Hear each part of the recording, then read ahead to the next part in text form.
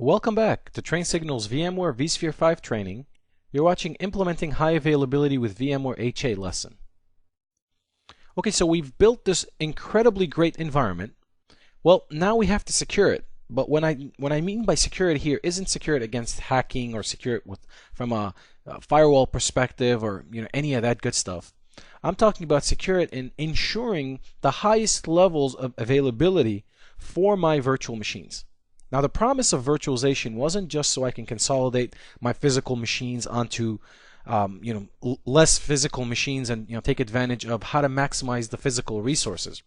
The promise of virtualization is that I can do things different. I can do things better. I can recover from downtime. I don't want to have to wait when a server goes down 4 hours because I'm on a 4-hour response until a hard drive or a motherboard is shipped, so I can replace the failed part and then bring the server back up. I want to be able to recover in minutes. We live in fast times. I can't afford the luxury of hours of downtime. I need to be able to know that if if my VMs, if my servers are going to fail, I can recover these systems within minutes. So that's what we're going to do. We're going to talk about why do I need HA. So these are the things we're going to focus on in this lesson. Some of the HA love, some of the goodness in HA, how HA is going to save the day. We're going to talk about the master-slave relationship in HA. And the reason I mentioned that here is because prior to VMware vSphere 5, the architecture of HA was different. We had more primary servers and secondary servers. With vSphere 5 and on, the HA architecture has changed into one master server. One of the ESXi hosts in the clusters is going to become the master. All of the remaining hosts will be slaves, and we're going to talk about that master-slave relationship. We're going to talk about the requirements for VMHA. What do you need to do to make sure you have a proper VMHA configuration? And then we'll wrap up the lesson with best practices for VMHA. Let's go ahead and get started. So, why do you need high availability? Well, because I want to be able to quickly bring back critical business applications in the event that an ESXi host should fail. Now keep this in mind. We are now consolidating several different systems on one system. So technically we've created in some way, shape or form centralized or higher points of failure, if I can say so. So without high availability, what happens is, let's say you have a 10-to-1 consolidation ratio, which is low, I know, but let's just take that into account for a second. Well, now you've just consolidated 10 systems that were previously 10 separate isolated systems onto one. So you've increased your likelihood of a failure, and in the event of a failure, you now have 10 systems that are down, 10 systems that might be providing critical business applications that are down. High availability exists to avoid that. Now, in the event that an ESXi host should go down, the VMs that are on that host will go down. But the trick with high availability is how quickly can I spin them back up? How quickly can I return them back into service?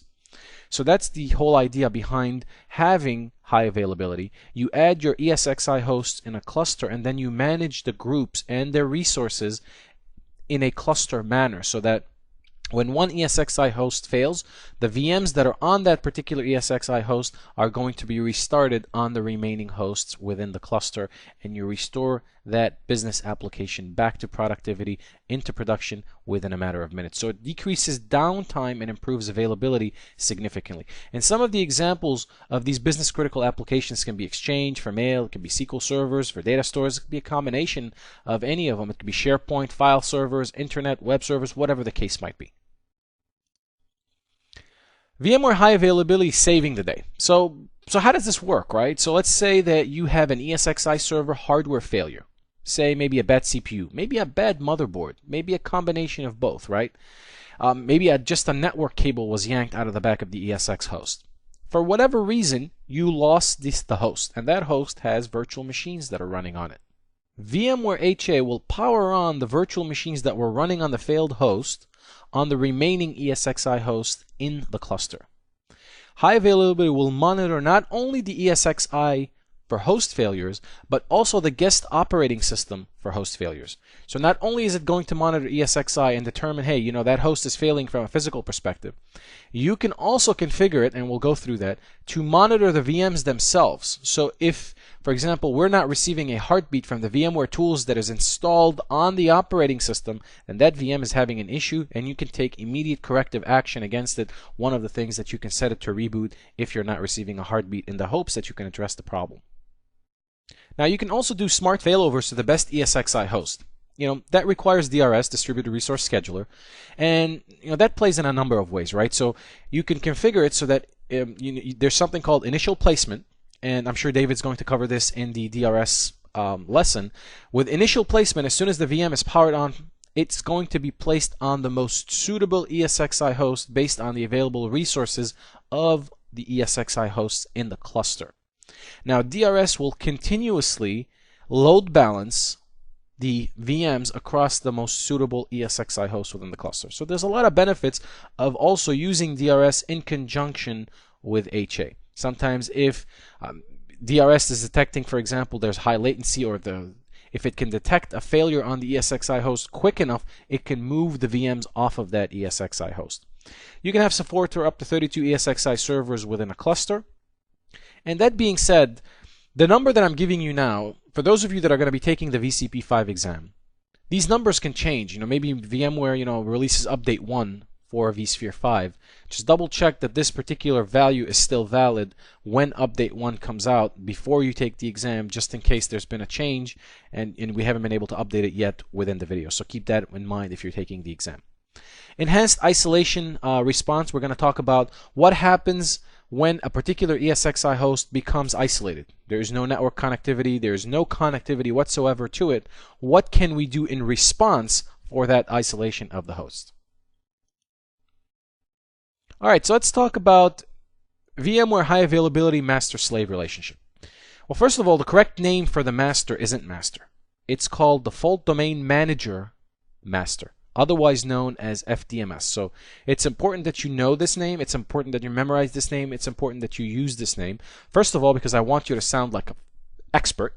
Second of all, because if it comes up on the exam, I want to make sure that you know what it's referring to. So don't get into the habit of using master, because then they're going to throw at you Default Domain Manager Master, and you're going to be like, well, what's that? Or it's going to confuse you. So I don't want that to confuse you. That's one. Two, you should note that there's only one master host per cluster. One server is going to become the master host. Everybody else is going to be the slave. Now that master, that FDMS, is going to be determined via an election. Now, considering I'm in Chicago, we are used to rigging the elections here. So there are ways of tricking it so that you can determine which host becomes the master. Now, typically, the host that has visibility to the most data stores is going to have the best chances of becoming the master. Every time a host reboots, a master election takes place again. If you put a host in maintenance mode, take it out of maintenance mode. Anytime there's a compelling event in the cluster, an election is held among the different ESXi hosts in the cluster, and one of them is elected as a master. Now, some of the functions, some of the duties of the FDMS is that it's going to monitor the state of all the slave hosts within the cluster. It's going to monitor the state of all of the protected virtual machines in the cluster. So the virtual machines that are configured for protection with HA, those are also going to be monitored by the FDMS. It's going to manage the list of cluster hosts and protected VMs. It's also going to act as Virtual Center's management interface into the cluster's health state.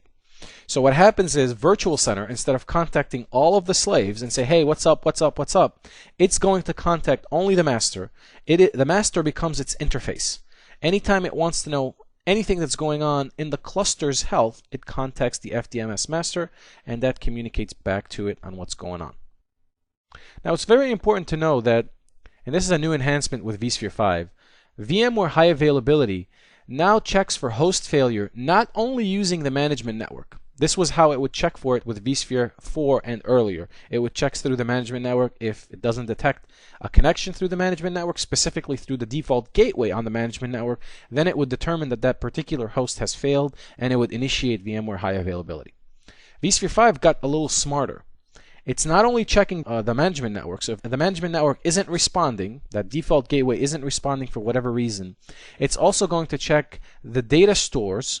It's going to check via the data store heartbeat to make sure, is this host really, did this host really fail or not?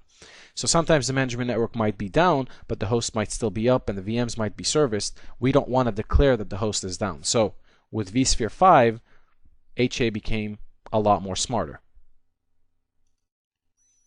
All right, so what are the requirements for VMware HA? So some of these requirements are probably given, you probably know them, but we're going to go through them anyway.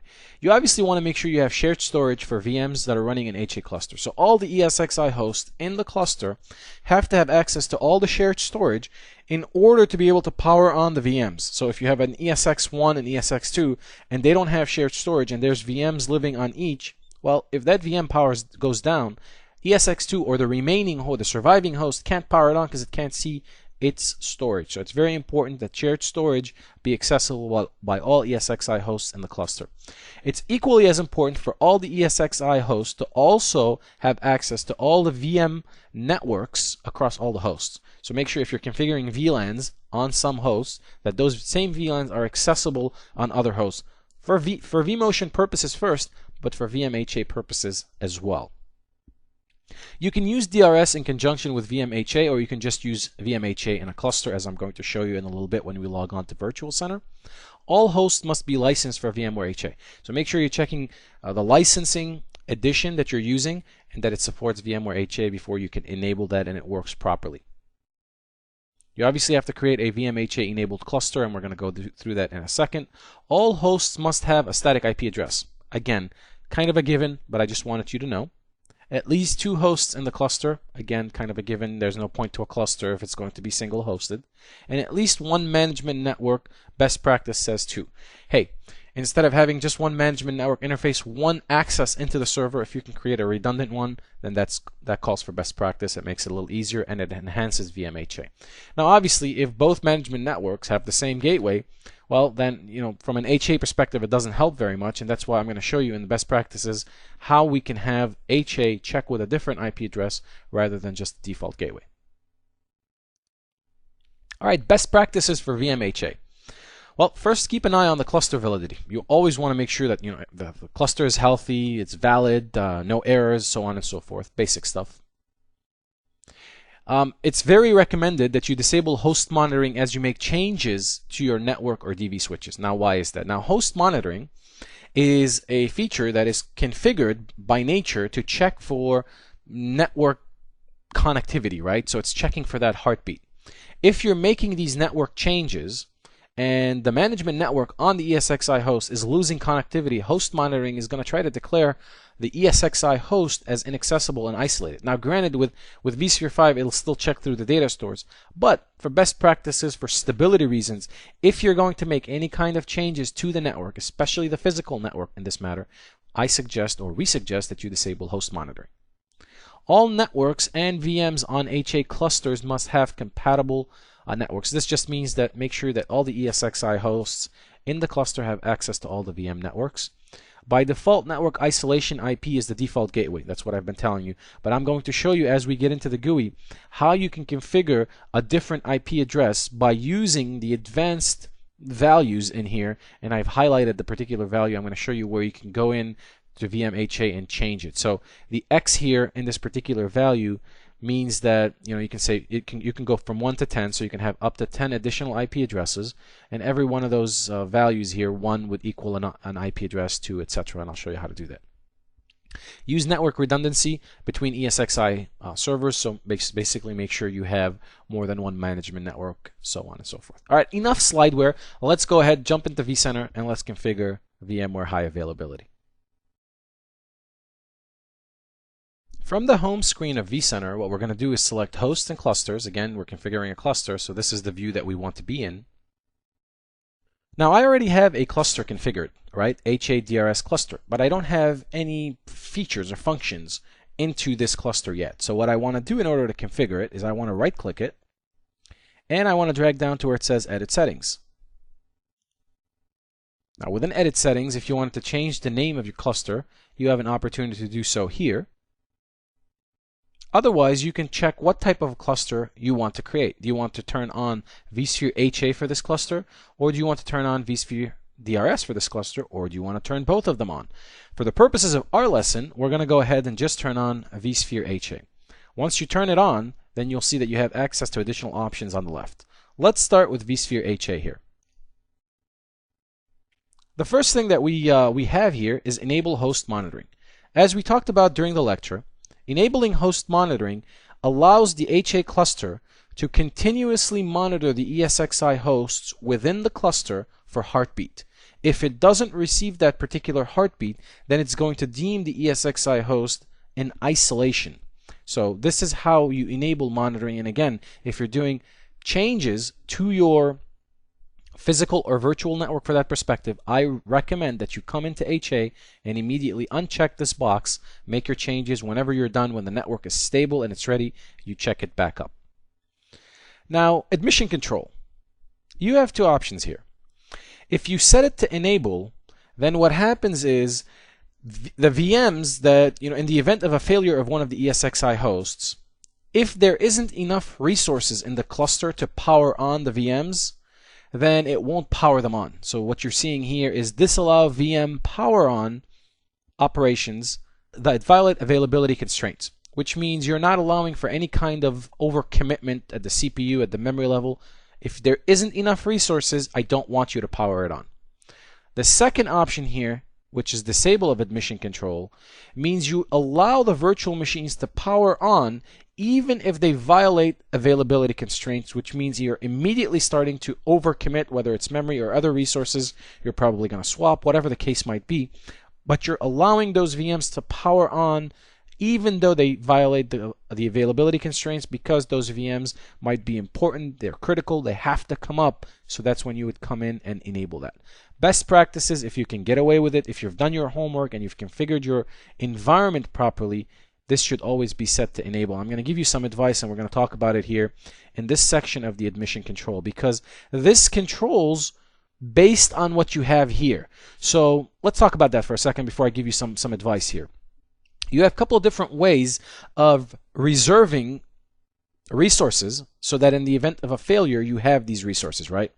So the way you're configuring your cluster now is I'm willing to accept one host failure in my cluster. I want to reserve enough resources so that I can withstand one host failure. That's one option of doing it. So what you're saying here is if you're enabling this, which means you're not going to allow it to power on any VMs. So if you have more than one host failure, that's going to create more VMs than what the cluster can handle. Do you want to allow those virtual machines to get powered on within the cluster, even though they violate the availability constraints, which means the cluster is ready for one host, but we've experienced two host failures. So what do you want me to do in this case? So again, depending on how you've configured the cluster, right?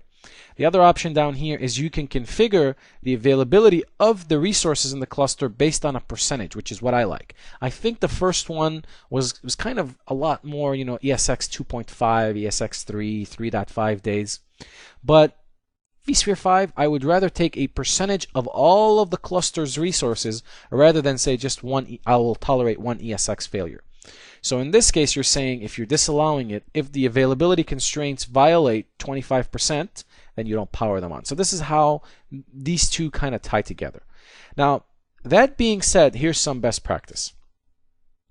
You should always, always, always reserve 20 to 25% of the resources of a particular host for HA. So let's say with vSphere 5, you're trying to design for licensing, and you've made up your mind that you're going to have 92 gig of memory in every one of your ESX hosts, and those 92 gig of memory are going to be deployed. They're going to be used by virtual machines. Then I would automatically recommend that you put 128 gig of memory in that particular ESX host. So the difference between 96 and 128, that is left for HA. That is memory that you're not supposed to allocate to any virtual machine. You're not paying for it from a VRAM perspective or anything like that, but it's available in the event of a failure, then you can use it. So always, always, always plan for about 25% per host in your cluster from a resources perspective across the board, whether it's CPU, storage, memory, whatever the case might be. Now moving on here, this is what I typically like to configure. And again, you can configure 25% of the CPU and 25% of the memory, or you can change these particular values. The other option is you can specify a failover host. Now this one I don't like at all. So what you're doing here is you're saying that, look, I'm going to have one ESXi host, ready, licensed, memory, everything's in it, but I'm not gonna use it. It's just gonna sit there idle waiting for a failure to happen. So my problem with that, and even though I'm sure someone has found a real business case to use it, my problem with that is, look, we're doing virtualization in the first place to avoid these resources that are sitting there idle. Why would I put a host in idle, sitting there doing nothing, consuming a license, taking up, well, it's not really consuming a license, because if it takes the place of a failed host, then the licenses would go over to this one that's in standby. But the memory and CPU are just sitting there doing nothing. Why don't I just put them in the cluster and use the percentage here to just level set everything, to load balance everything, instead of having hardware that's sitting there doing nothing? Now, in the event that you found some kind of a use case, you can select it, and you can go into choosing the particular host that you want to make as a standby host.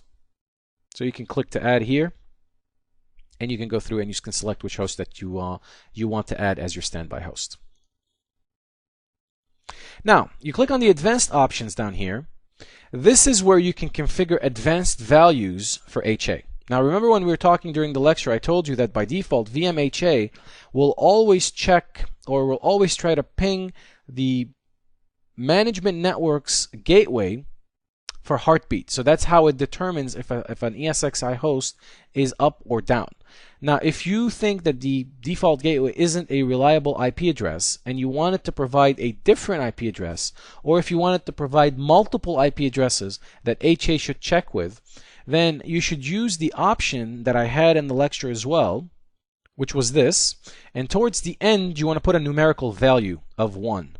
Now you can have up to 10 of those. Now in the value here, you can specify the IP address that you want that is more reliable in your case, for example, or in your opinion, for HA to use. So it overrides the default of the default gateway or the management network, and it uses this particular IP address. Now you can again add up to 10 IP addresses. I don't recommend you go very high with the number of IP addresses, because that will slow things down. The response time becomes slower. So maybe 1 or 2 should be more than enough. But again, this is where you can come in to do that sort of stuff. I'm going to click on cancel here. I'm going to set this back to my 25%, and then let's go into virtual machine options.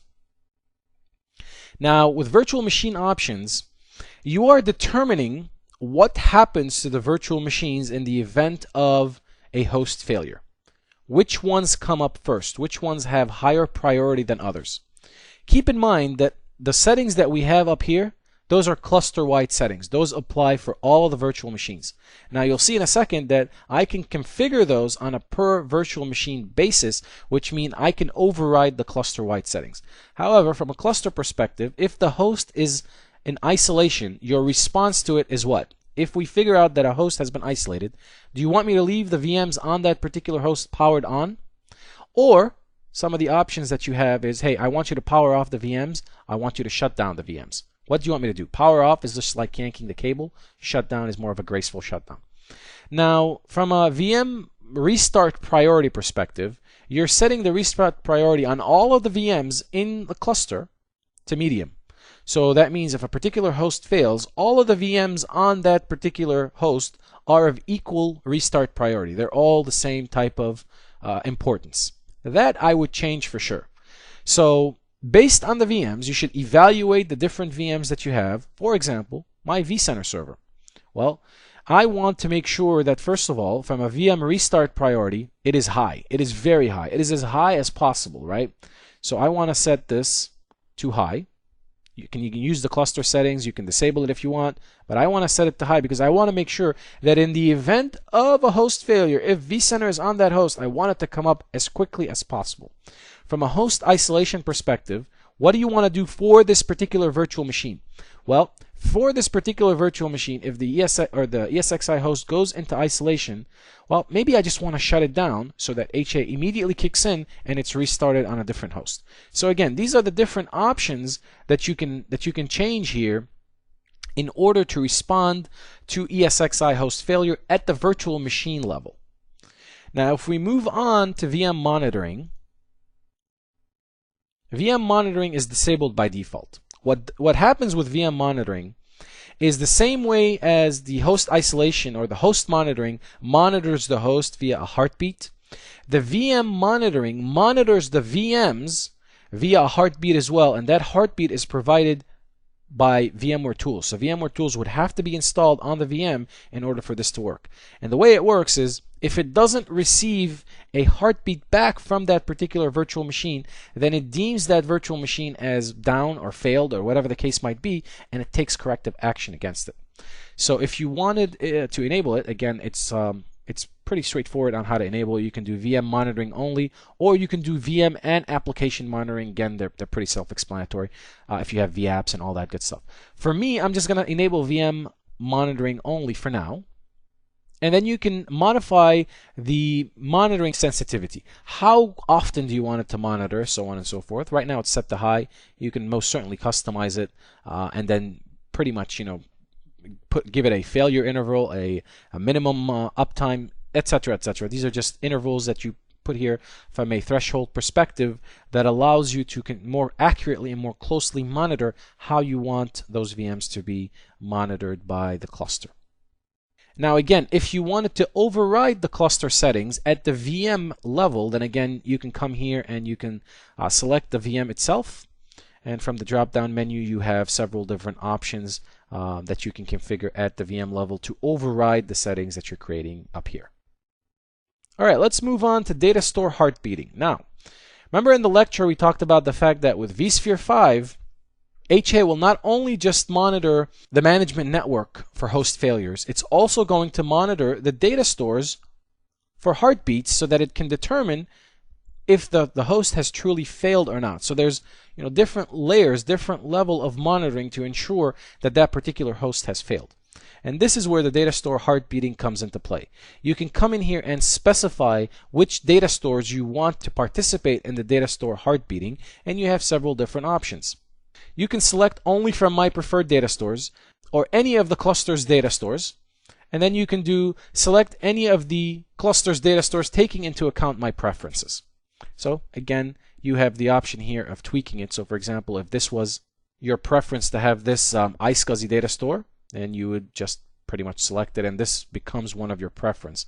Now depending on the options here, you can either always use this, or you can have it take into account your opinion but not necessarily abide by your opinion, so to speak. So again, this is how you would come in and configure that particular setting.